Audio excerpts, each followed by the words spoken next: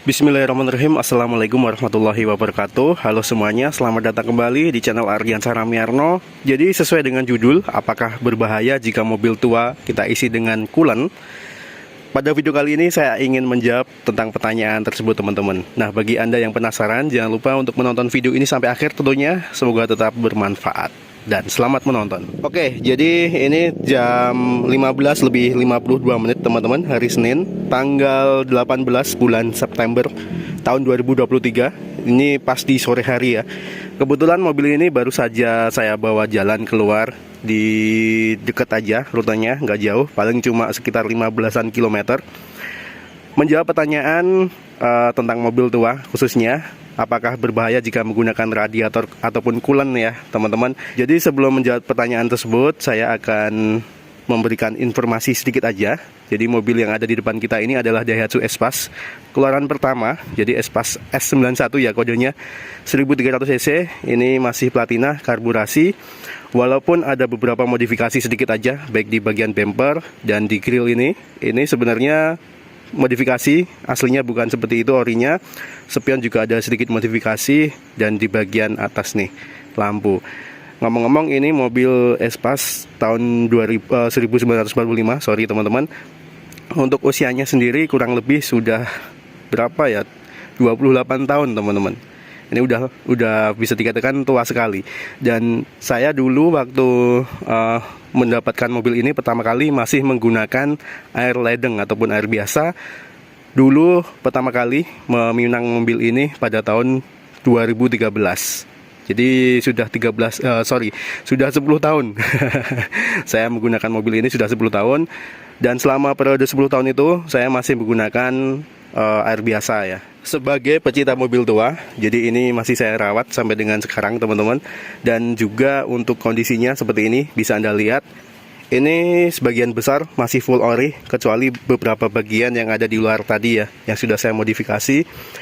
Dan kebetulan selama 10 tahun terakhir itu saya merawat mobil ini masih menggunakan air keran, air ledeng, dan setiap 3 bulan sekali pasti saya kuras. Itu salah satu kelebihan kalau misal kita menggunakan air biasa, karena timbul endapan ataupun biasanya ada juga nih karat ataupun kerak ya yang ada di dalam radiator. Selama 10 tahun itu juga saya pernah melakukan korok teman-teman. Jadi kita bawa ke tukang radiator selama 1 kali aja selama kurun waktu 10 tahun itu. Nah, dulu saya juga sempat was-was.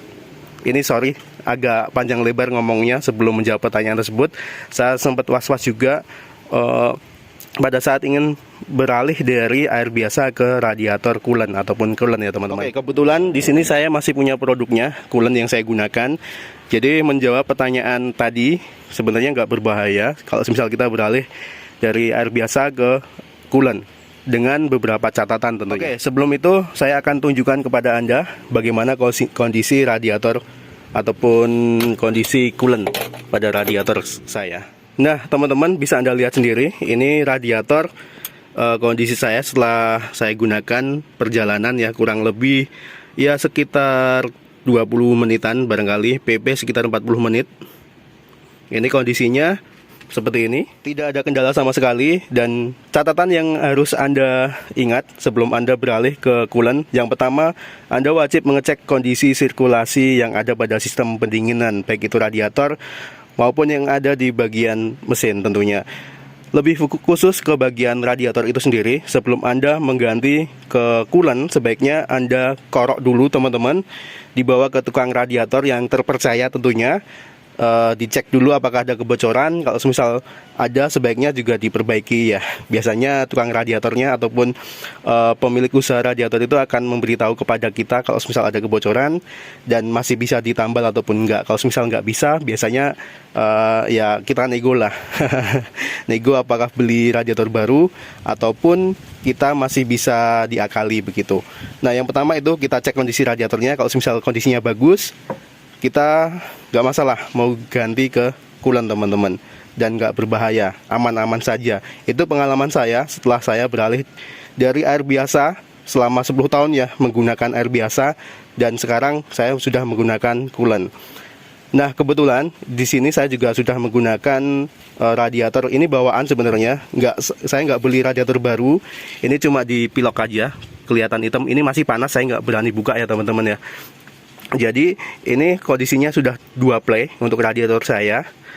Jadi lebih bagus lagi untuk sistem pendinginan karena dia sudah 2 play. Apalagi kalau misal kita memiliki radiator yang sudah 3 play teman-teman.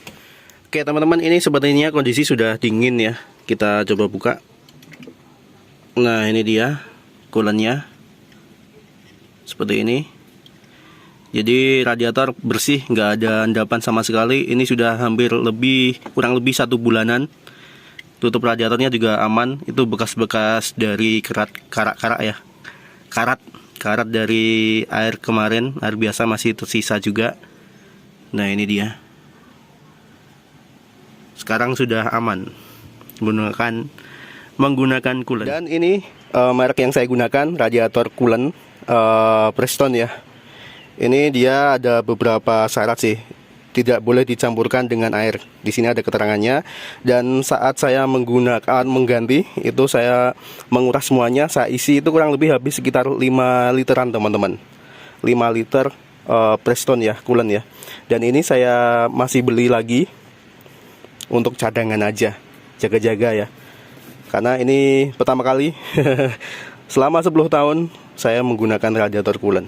Oke, di sini saya hanya akan mungkin ada beberapa teman-teman yang bisa dibilang kok hanya ngomong saja begitu. Karena untuk video-video tentang mengganti radiator dari air biasa ke coolant sudah ada videonya di channel ini juga, Anda bisa cari teman-teman. Jadi di sini saya ingin membahas saja atau bercerita sedikit, ya nggak sedikit juga sih, panjang lebar mungkin. Jadi nggak berbahaya bagi Anda yang ingin beralih ke coolant dari air biasa ya.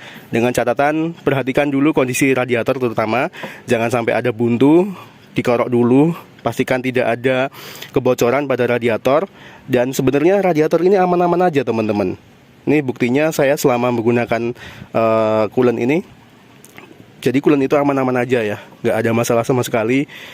Dan kebetulan dulu saya sempat menggunakan salah satu bisa dikatakan cairan khusus buatan sendiri yang dari Citron untuk flus radiator. Dan itu juga cukup berhasil sih sebenarnya. Ada yang khawatir menggunakan cairan tersebut, tapi saya mencoba dan alhamdulillah nggak terjadi apa-apa. Jadi intinya kalau misal kita ingin beralih ke coolant, itu juga harus siap-siap sih. Resiko-resiko apa yang akan kita hadapi kita harus tahu. Begitu teman-teman. Oke, jadi itu tadi teman-teman, tidak berbahaya kalau misal mobil-mobil tua terutama.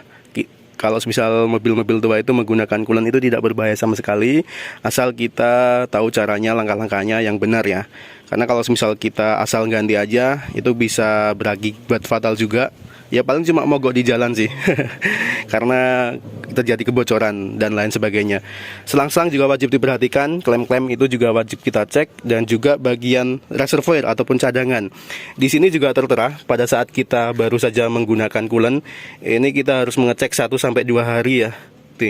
Cek fluid level after 1 to 2 days. Jadi 1-2 hari ini kita harus cek kondisi ketinggian dari radiator. Dan ini sudah 1 bulan lebih barangkali saya menggunakan coolant ini. Alhamdulillah aman-aman saja, nggak terjadi kebocoran. Level pada reservoir aman, radiator juga aman teman-teman. Barangkali itu ya sedikit video saya tentang coolant. Dan bagi teman-teman yang memiliki pengalaman tentang coolant ini, Anda bisa tulis pengalaman Anda di kolom komentar tentunya. Kita saling berbagi pengalaman. Khusus untuk mobil Daihatsu Zebra ataupun Espas, nggak ada masalah kalau misal kita menggunakan coolant teman-teman. Bahkan terutama bagi Anda yang sering overheat, ini bisa dicoba. Tapi dengan catatan itu tadi, Anda wajib cek dan step by stepnya harus benar ya, agar tidak terjadi kendala pada saat kita beralih ke coolant. Bahkan saya ulangi sekali lagi, temperatur itu yang biasanya overheat ini jadi nyender DJ terus. Karena biasanya kalau misal pemilik mobil lawas itu dia selalu mengambil termostat ya, jadi termostat tidak dipasang. Kebetulan ini juga sudah dilepas oleh pemilik terdahulu sebelum saya, dan ini belum dipasang. Otomatis indikator yang ada pada cluster ataupun dashboard itu dia selalu nyender DJ teman-teman. Overcool pada mesin tidak efisien pada bahan bakar dan juga mesin tentunya. Tapi selama ini nggak masalah. Nanti kita bisa pasang termostat next. Itu saja video dari saya. Semoga tetap bermanfaat. Jika ada kurangnya, saya mohon maaf, dan Anda bisa menambahi tentunya apabila ada masukan, saran, dan lain sebagainya. Jangan lupa untuk klik like jika Anda menyukai video ini, subscribe ke channel Ardiansah Ramiarno bagi yang belum, dan nantikan terus video saya selanjutnya, teman-teman. Terima kasih. Sampai ketemu lagi di video yang akan datang. Wassalamualaikum warahmatullahi wabarakatuh.